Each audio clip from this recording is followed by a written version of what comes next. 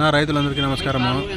మన రైతు నేసం ఛానల్ నుంచి మనం మాట్లాడుతానున్నా. ఈరోజు అయితే మొలకచూరు మార్కెట్లో సరుకు అయితే ఇప్పటికైతే తక్కువగా వచ్చింది. 1350 రూపాయలు అయితే టాప్ అయింది.